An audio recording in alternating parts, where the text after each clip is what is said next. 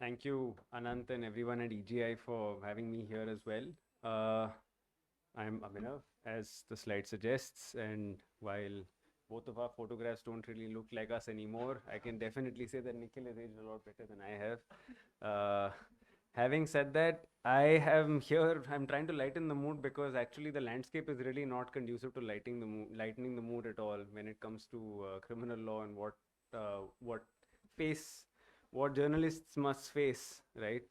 My presentation is largely going to focus on the new criminal laws, which are due to be introduced from July the 1st now, as news has confirmed.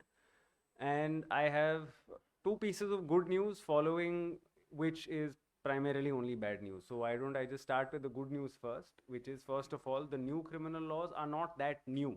So in a sense that we are not going to be assaulted by a complete overhaul in terms of what the law was with, having to refigure what is going to be the new law.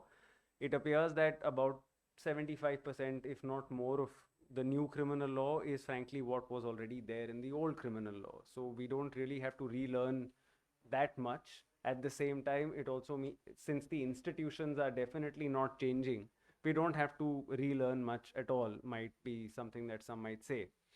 The other piece of good news, specifically again from a journalist's perspective, might prove to be, and all of this is obviously hypothetical because the laws are not yet in force. There seems to be a little bit of a procedural change when it comes to private criminal complaints, and here I am speaking about defamation specifically, which is a piece in the criminal law that has always been a problem for journalists.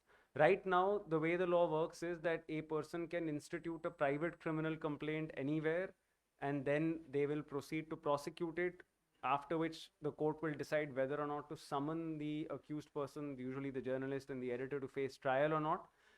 Two critical changes that have happened are: number one, even before the court takes cognizance of a complaint, that is, before it starts anything to do with the process, the new law suggests that you have to give a right of hearing to the accused persons. So now you will possibly have a right to advance the exceptions to the offense of defamation right at the outset, and therefore that might prove to be a bit of protection.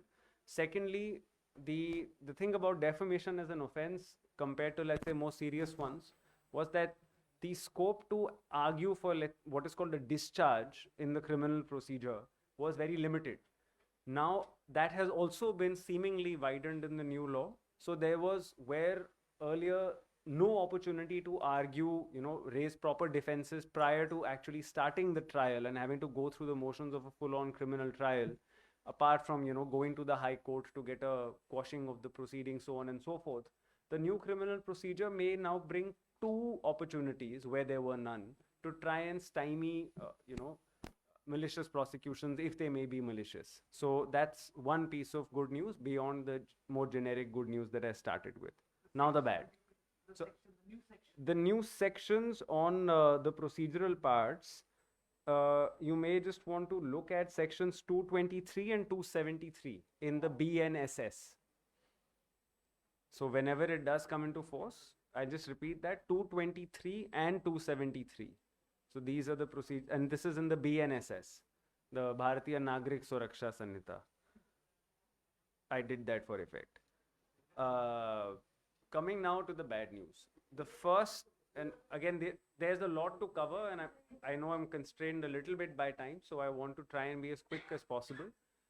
Someone mentioned UAPA earlier, so let's just start with the fact that now even the General Penal Code, the BNS or the Bharatiya Nyaya Sanhita, is including offenses of organized crime and terrorism. These are in substance not very different from the crimes that are there under the UAPA and other laws such as the Makoka, the Guj Koka, so on and so forth.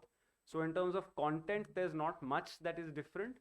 But what is interesting and will prove to be problematic is the fact that now there will be two parallel regimes prosecuting the same kind of crime, where the UAPA will have its deadly cocktail of restrictive bail, reversing the presumption of innocence, so on and so forth.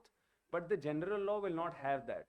And how do you decide which specific offense to trigger?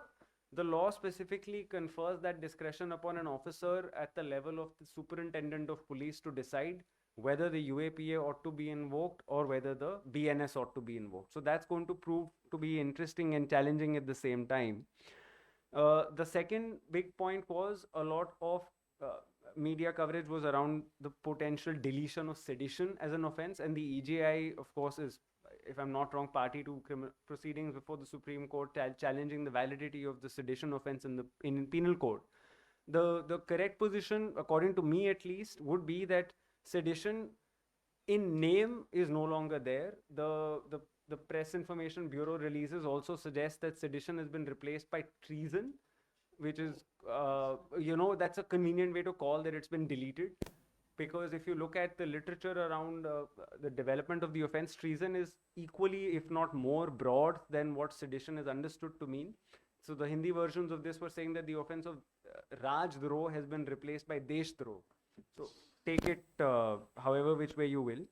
Just to again look at the language behind these. So the new offense, which is for anyone who's interested, 152, 152 in the BNS, that is what is punishing treason.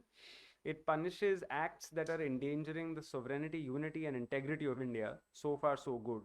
But the conduct that it is punishing is anything that may excite secession, armed rebellion, subversive activities, and here's the interesting part, encourages feelings of separatist activities or endangers sovereignty. So how do you encourage feelings in another person is going to be potentially something problematic for courts to deal with. How you may encourage such feelings, so it's not only words either spoken or written or by signs, which is what sedition used to cover, but it is now electronic communication or by use of financial means or otherwise. So again, I don't want to spook anyone here, but the idea that someone is being lawfully employed to do their job is now covered as possibly the means in which you might encourage someone to develop feelings of subversive activities, right? So that's the catch-all nature of the new offense. And I'm personally not very sure if it is any which way narrower than what 124A, which was sedition in the penal code, used to be. Next piece of bad news. Links to what Nikhil was talking about the fact check unit. Again, EGI is there in court on all of these issues, which is a fantastic thing. The fact check unit is there under the Information Technology Act and the regulations. There's an interesting development in the new penal code that sort of marries along with this. That is under 197 of the BNS. That pertains to the existing 153B of the penal code. These are offenses that are punishing anyone who is prejudicing the unity and integrity of India. The addition, which is very interesting here, is anyone who makes or publishes false or misleading information jeopardizing the sovereignty, unity, integrity of India. Now, how do you decide this, right? How do you decide, first of all, whether information is going to be false or misleading, and second and most critical, that that information is jeopardizing and not endangering the sovereignty of the country. And the manner in which the criminal law works, which all of us in the room are very familiar with, is that that discretion is vested with the local thanedar, the station house officer, the police officer on the ground. And that is the person who has been tasked with making that determination of whether, first of all, a piece of information may be true or false, and secondly, whether that is jeopardizing such a significant thing such as the unity of the country. So those are the important things that I culled out from a journalistic perspective when it comes to the BNS. I already mentioned the good parts in terms of the procedural law. In terms of the bad parts, I think the most significant changes are twofold. One is on arrest and bail. A law that was already very restrictive is now more restrictive when it comes to questions of pre-trial custody and bail. So for everyone present in the room, a quick reminder that the law as it is today allows police to gain pre-trial custody up to 15 days, where that 15-day period is limited to the first 15 days after an arrest. So once you get arrested, within 24 hours, as per the constitution, a person must be produced before a magistrate, and the magistrate decides whether or not custody goes to the police. And if so, that can only be up to 15 days. So far, so good. The change here that is very confusing and extremely problematic is potentially that period is expanded from 15 to even possibly 60 or 90 days. That's the least charitable reading. The most charitable reading of this rather confusing set of provisions, which is 187 of the BNSS, is that there is 15 days in total, but the provision is now expanding that from being the first 15 days to possibly even later. So where it was the first 15, for certain offenses it may now be the first 40, and for certain others it may be the first 60. So that's the more charitable reading. The problem is, of course, that the law is not framed very clearly, and again it will fall to courts to deal with these provisions if the legislature does not choose to amend it prior to it actually going to court. In respect of bail, a couple of things, actually just one thing to flag here, which was the most interesting and problematic change that I felt. There is, in the Indian system, a fact of life that pre-trial custody is all pervasive. More than 75% of all prisoners in Indian prisons are under trial prisoners.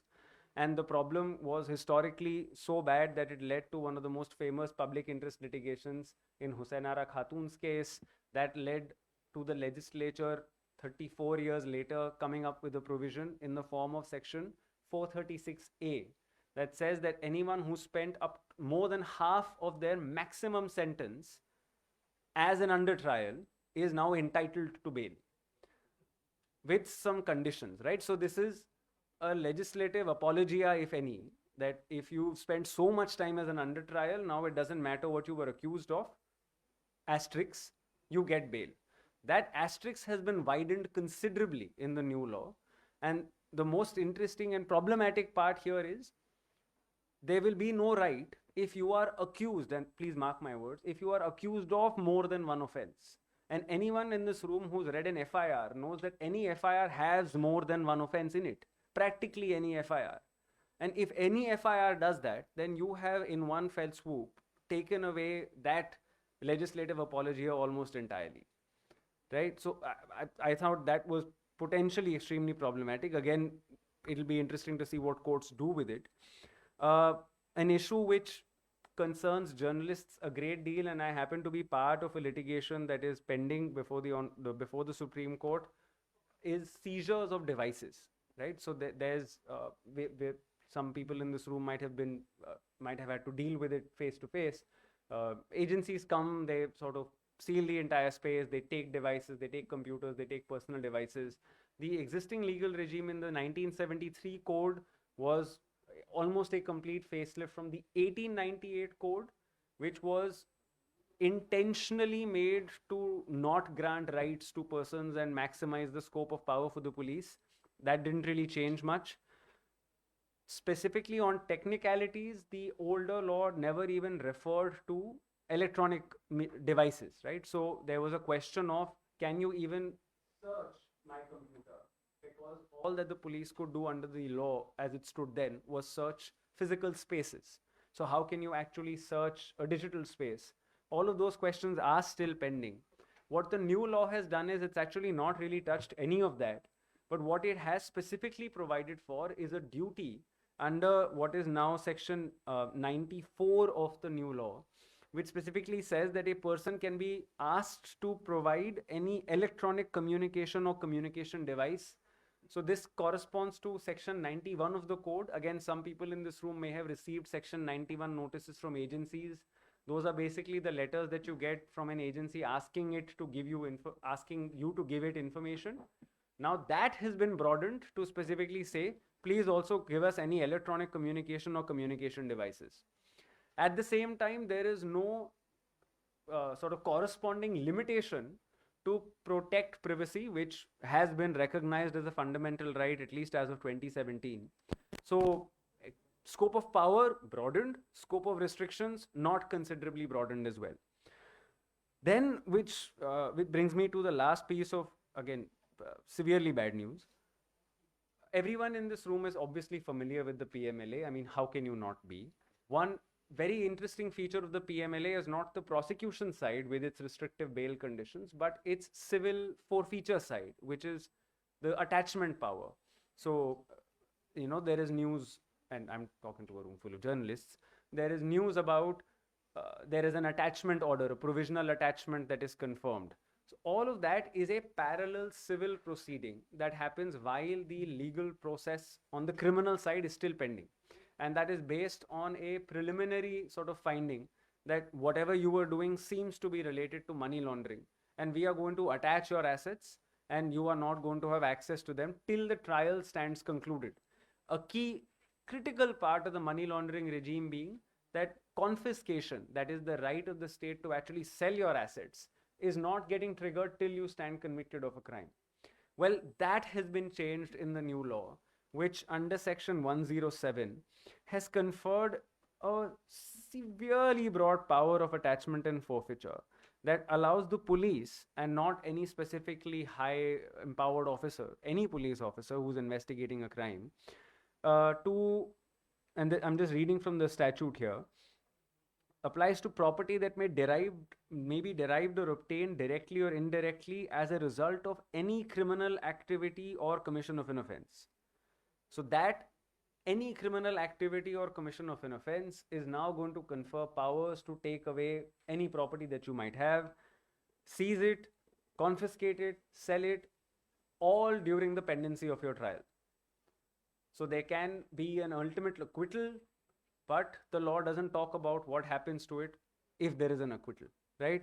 So again, there can be many ways in which these laws can be weaponized, and it falls to organizations like the EGI, and Anant knows this better than most, to try and spur advocacy around how specific exemptions can be carved out to make sure that these laws are not weaponized in the manner in which we have already seen them in the past. And it's going to be a challenging set of months to follow after July. Thank you very much, and here to answer any questions.